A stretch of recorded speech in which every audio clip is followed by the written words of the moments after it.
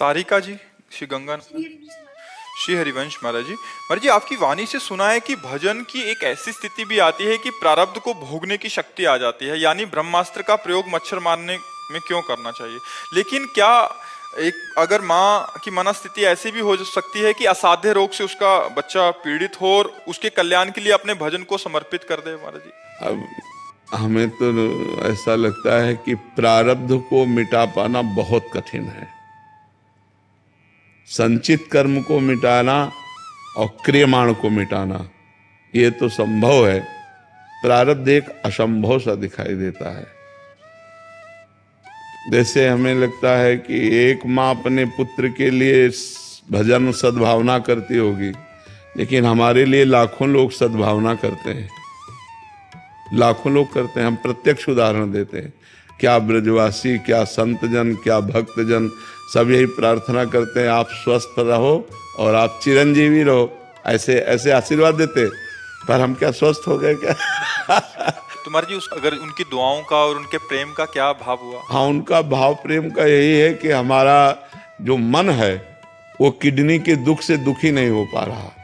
कि जो हमें दुख हो कि हम बीमार हैं, परेशान हैं, ये ऐसी बात नहीं। सबकी दुआ, सबका आशीर्वाद हमको स्वस्थ जैसा अनुभव करा रहा है। ये हम इसलिए उदाहरण दिए कि एक माँ तो केवल अपने बच्चे के लिए करेगी, पर सबका आशीर्वाद, सबका प्रेम हमको किडनी के दुख में डूबने नहीं देता। लेकिन हमारी किडनी तो सही नहीं हो रही ना, और हम भी भजन करते हैं जितना बन सकता है। तो क्या प्रारब्ध का नाश हो गया क्या?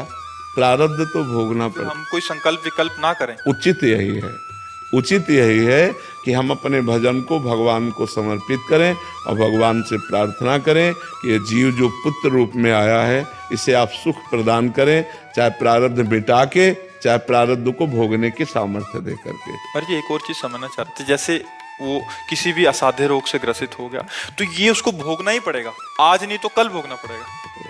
मतलब इसका कोई अन्य उपाय है नहीं? अवश्य में भोक्तव्यम कृतम कर्म शुभाशुभम। जो हमें दुख आ रहा है या जो भी कष्ट आ रहा है उसको भोगना ही पड़ेगा। भोगना ही पड़ेगा। उस समय आपकी मानसिकता ऐसी हो जाएगी कि आपको कोई ज्ञान नहीं रहेगा, आप उसमें डूब जाएंगे, उस दुख में दुखी हो जाएंगे। दूसरा समझाएगा तो आपको लगेगा ये सब हम समझते हैं, ये हम सब समझते हैं, लेकिन इस समय मुझे धैर्य नहीं है। जैसे मान लो एक हैं अपने शिष्य, उनके एक ही पुत्र था, 20-22 वर्ष का होके पधार गया, तो ऐसे हंस के बात कर रहे थे कि श्री जी की इच्छा थी, अपनी चीज ले ली, अब जैसे रखेंगे वैसे रहेंगे। मतलब बड़ा आश्चर्य का विषय कि अकेला पुत्र और वकील हैं, सब ऐश्वर्य है, और वो भी पधार गया तो हंस के कह रहे थे कि श्री जी की चीज थी, श्री जी ने। ऐसे भक्त तो बिरले मिलते हैं, नहीं तो अश्रद्धा हो जाए। लेकिन सच्ची बात यही है कि हाँ, हम अपने प्रारब्ध भोग को उचित रूप से समझें कि जिसकी आयु जितनी है उतने जी पाएगा। जिसको जो भोग भोगना उसको भोगना ही पड़ेगा। इसीलिए गलत काम मत करो, नहीं आगे भोगना पड़ेगा। पीछे किया तो आज भोग रहे हो, आज करेंगे तो आगे भोगना ही पड़ेगा।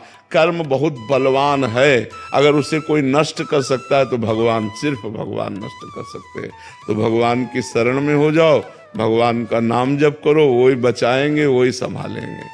महाराज जी, तो यह स्थिति भजन से आ जाएगी कि प्रारब्ध को भोगने की शक्ति आ जाएगी? हाँ, भजन से आ जाएगी। भजन में बहुत सामर्थ्य है।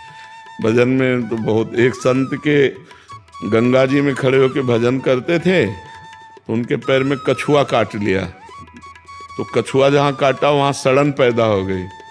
अब वो गंगा किनारे रहने वाले संत तो डॉक्टर को दिखाया नहीं, सड़न से कीड़े पड़ गए। अब पूरे पैर में कीड़े थे, वो आराम से भजन करते थे। सोचो एक चींटी काटे तो कैसा हो, और पूरे पैर में कीड़े हैं, वो आनंद। तो जब भक्तों ने देखा फिर उनकी दवा औषधि करवाई, पर वो निश्चिंत रहे। तो भजन का इतना फल है कि भारी से भारी बुरे प्रारब्ध में भी वो चैन से रहता है, वो आनंद से रहता है। पूनम जी।